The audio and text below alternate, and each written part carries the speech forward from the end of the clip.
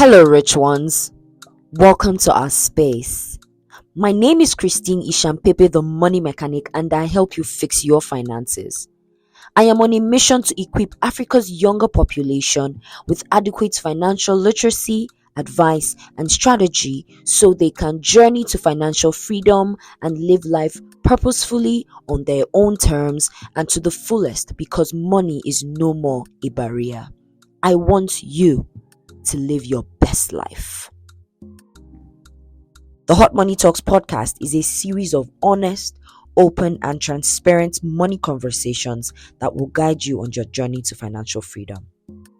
Here on the podcast, we believe 100% that financial freedom is possible with the right set of knowledge, the right amount of time, and the right circle of people. On today's episode, we will be talking about how to get out of debt. Bad debt, to be precise. Now, you get caught up in bad debt when you borrow money to fund your lifestyle or to purchase liabilities. Good debt, on the other hand, is when you borrow money to fund or expand a business venture that will give you profit enough to pay back the loan. Now, this is where business loans come in, and in most cases, there is a plan to pay back.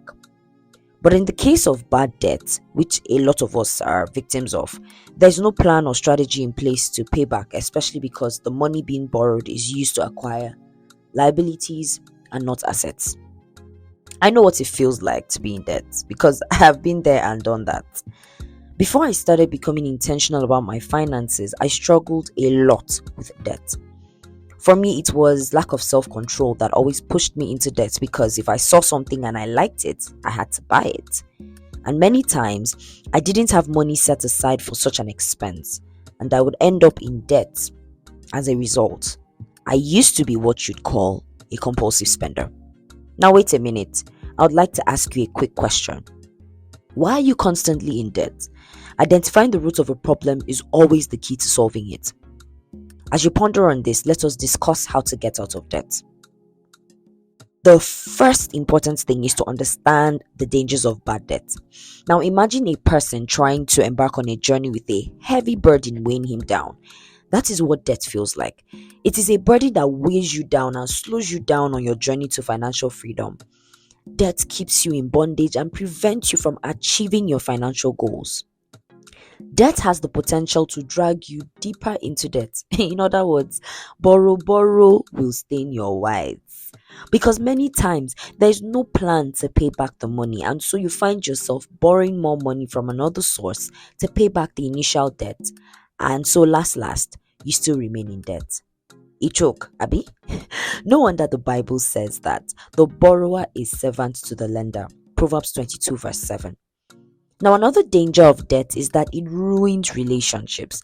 I have seen how debt has damaged friendships, business partnerships, and even intimate relationships. Now, secondly, you need to make a list of your debts. Who do you owe and how much? The very first way to get out of debt is to actually know how much debt you're in.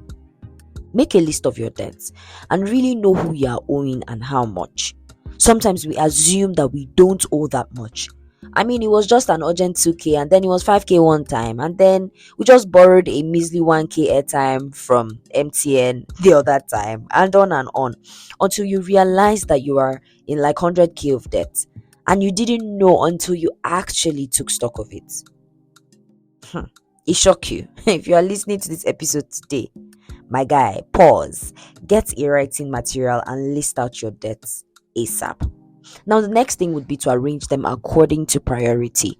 This is where you decide what debt is the one that needs to be paid back first.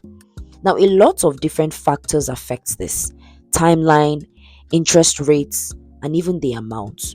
So you must determine which of your debts will have the biggest repercussions if it is not paid back, and decide to start with that very one.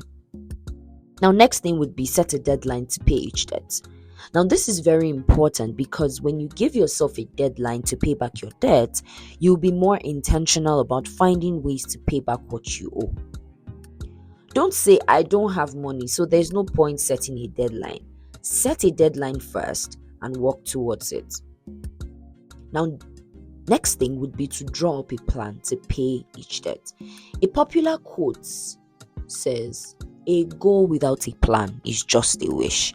This means that it is not enough to say that you will pay back your debt. You need to have a plan that helps you take action. Now, this plan should include who you owe, how much you owe them, how long you want to take to pay back the loan, how much you intend to pay, and at what intervals you intend to make payments. So let's take a practical example. Say, for instance, I owe someone 60,000 naira. I could decide to say, okay, this is how I'm going to pay it back. Every month for the next 12 months, I will make a payment of 5,000 naira. That is just one strategy to pay back this debt. And if I go by this strategy, it means that it will take me 12 months to pay back that debt. So you need to determine how long you want to use to pay back the debt, and then probably divide the amount by those number of weeks or months, and then come to a decision as to how much you'd be paying at what interval.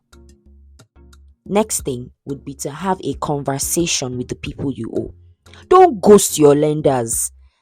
As someone who has been owed by others, I know what it feels like to be ghosted by people I've helped. That thing they pain, eh?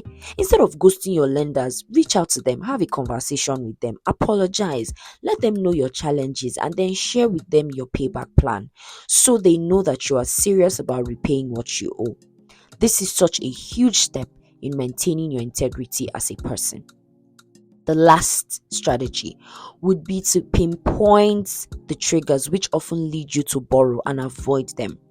Remember earlier that I shared my experience with debt and how it was lack of self-control that led me into debt, right? You need to do same for yourself. What are your triggers? Is it lack of self-control, peer pressure, black tax, window shopping, societal pressure? Doing this is important because, like I would always say, you cannot fix what you don't think is broken. When you identify your debt triggers, you will be able to come up with strategies to avoid them, to deal with them, to mitigate them. Now, before we wrap up today's episode, I would like to share with you my personal list of rules to stay debt-free. Rule number 1, I plan ahead and save for things I need. Rule number 2, I constantly build my emergency fund so I do not have to keep borrowing to solve problems. Rule number 3, I try my best to avoid lending people money because most times I have ended up in debt because I have to end up paying up money people have refused to pay back to me. Rule number 4, I avoid my spending triggers. Rule number 5, I have learned to say no. Guys, no is a full sentence. Rule number 6, I don't assume that I will somehow make back the money I am borrowing. Trust me, this mindset has led me into debt many times. Rule number 7, I am learning to exert self-control. I remind myself that I will be okay if I see something, I like it, and I don't buy it. Rule number 8, I remind myself how miserable I was when I was in debt, and I let that set me straight. I hope this has been helpful. Bad debt is such a trap, and I encourage you to avoid it as much as you can. Thank you for listening. If you found value today, please share the link to this episode with your circle. New episodes of the Hot Money Talks podcast drop every Saturday, and you can listen to them on your favorite podcast platforms: Spotify, Apple Podcasts, and Google Podcasts. Do well to follow the show on either of these platforms so that you are notified whenever an episode is released. Recommendations are powerful, so please tell your friends and family about this podcast so we can go on this journey together. To connect with me on other platforms, do well to follow The Money Mechanic at The Money Mechanic page on YouTube, Facebook, and Instagram. I hope most importantly that you will take action on your finances today. Sending you love, light, and a sprinkle of money in between.